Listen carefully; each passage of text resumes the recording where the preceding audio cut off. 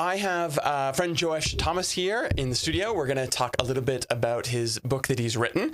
But first of all, let's talk a little inside baseball here, because you and I are both amateur writers. That's not what we do for a real living here, but we've written some books. Yeah. What was your experience like writing this? Yeah. So it was a whole process. I just turned 32. Okay. I was 29 when I first started working on this book, and I'm just like, wow, 3 years of my life, and the book comes out this September. So it's been a journey of working on it, but I think it's been really at the same time a lifetime of preparation. I'm sure you feel that way with your book, which I still use every time I'm teaching on Revelation. Like this Sunday I go look at your book, so but it's a lifetime of preparation that goes into these things. I think it's life experiences that also shape you and form you, and then I never really wanted to write a book until I had something to say, and now I feel like I have something unique to offer that would be helpful to the conversation on justice. You work with words. I mean, you talk a lot. You speak.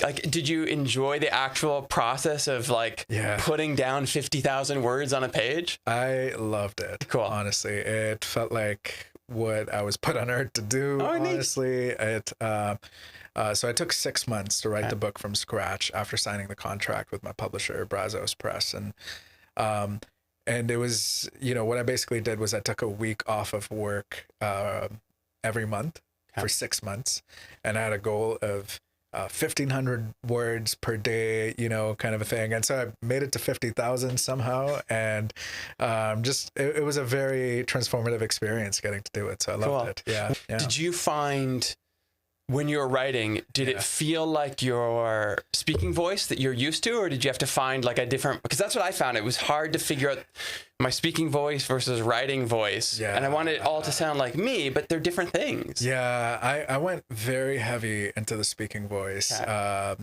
because that's mostly what I do.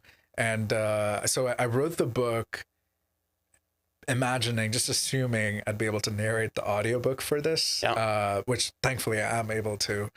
So excited for that. But I had to channel my speaking voice also because I feel like, my audience is accustomed to hearing my voice somewhere live or seeing me on social media. And so for them to, read my words, it kind of has to match for me. So, and if anything, my editors at Brazos were like, hey, this is sounding too much like a speech and not like a book. You don't want it to be like a Rob Bell book where you're literally just hearing him narrate it constantly, somewhere in between. Right. That's exactly it. So there had to be a balance between writing a book and communicating the way I usually. So I want to ask you a little bit about the book and the premise here, but before that, there was one thing I'm really interested in that we got a chance to talk about maybe 6 months or a year ago when you were working on this. Tell me about the Church of Thomas in India. To me, I'm just fascinated. I've actually done a bit of research because of our conversation, but tell me a bit about this, and then I want to ask about the book specifically. Yeah. So St. Thomas Indian Christians are the best kept secret, I think, of the global church. So my ancestors have been worshiping Jesus for 2,000 years. We were introduced to Jesus by the Apostle Thomas, who came and died in India. And before he died, he planted these 7 churches. And this is, at least we think, goes back to the actual Thomas of the Gospels, right? That's him. Cool. Doubting Thomas. Yeah. Who found courage and redemption to go and proclaim Jesus. But it's got this unique history. So, you see historical accounts of the Portuguese colonizers getting there hand in hand with the Catholic Church, saying, we're going to convert the heathens, and then finding out there'd been a Christian community that had been Christians longer than they had been Christian, right? And so you see an interesting clash there. So so my ancestors have been everything from Orthodox to Catholic for 100 years under the Portuguese to Anglican Orthodox or Marthoma to Pentecostal for the last 5 generations. And I love it. I love the ecumenism of it all. And even today, you've got St. Thomas Christians of all those different traditions who claim their heritage back to the Apostle Thomas. Okay, so let's talk about the book specifically. What's the premise behind it? Yeah. So the book is called The Justice of Jesus. And it's essentially a handbook in many ways for a Western Christian to reimagine a future where the church prioritizes justice, where we as followers of Jesus prioritize justice. And so there's a little bit of diagnosis at the beginning of the book in terms of how we got here. And so I take on what I think are faith frameworks that we've inherited from our colonial ancestors, you know. So a core argument of the book is colonization wasn't just bad for the global South. It was also bad for the Western Church, because it shaped us to resist justice in our own context here in the West. And then there's there's a diagnosis, but most of the book, I think, is a hopeful prognosis for the way forward. What can we do to prioritize justice? What positive examples are there in the Western Church and in the global South Church of churches prioritizing justice despite maybe harmful histories? And, something that I argue repeatedly throughout the book is that we can't change the past, but we can be faithful in the present. And so I help us reimagine a new way forward in the present through justice. That's sort of a cultural tension right now. Like all of this stuff has been bubbling up into the surface for years now. This sort of injustice of the past. What do we do with it? And there always has been, but right now in this moment, there's this real kind of pushback. Like, I didn't do this. I wasn't here 100 years ago. I didn't harm, the native communities in Canada, those nations. Why do I pay for this?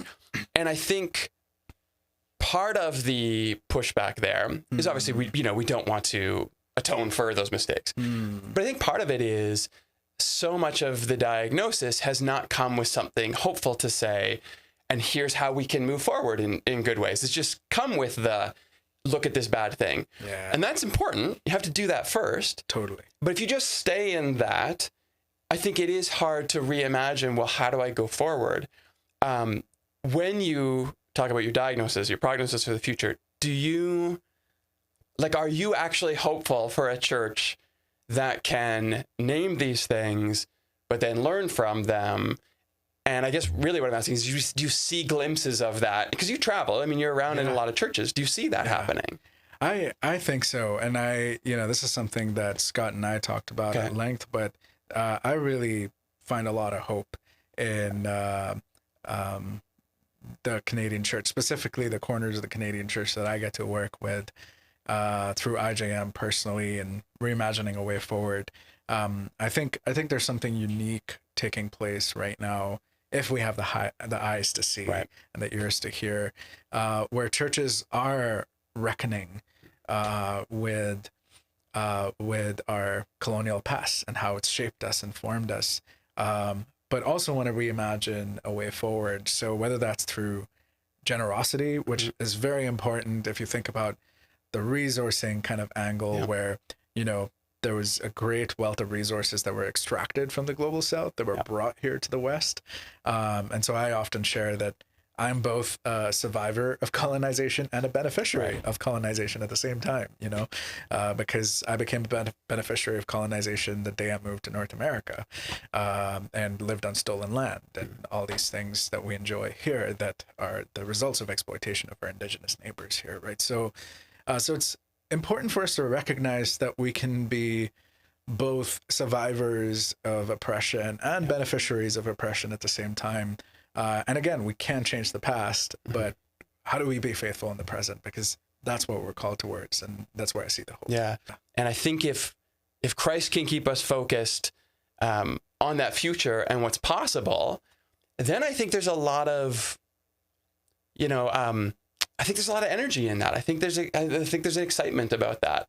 Yeah. That naming the past doesn't become this burden. It becomes this, now I have this mission to put myself into. I have this thing to lean my back into and say, well, we can change the world together. Yeah, that's so good. I think it was in Ted Lasso that there was this classic quote that was dropped by a therapist, the truth will set you free, but first it'll piss you off, right? And so it's the same thing, right? So my St. Thomas Indian Christian ancestors, we have this rich heritage, but we also have this history of caste oppression of our lower caste neighbors that we have to deal with and reckon with. And again, we can change that. We've inherited it, but we can be faithful stewards of our privileges today.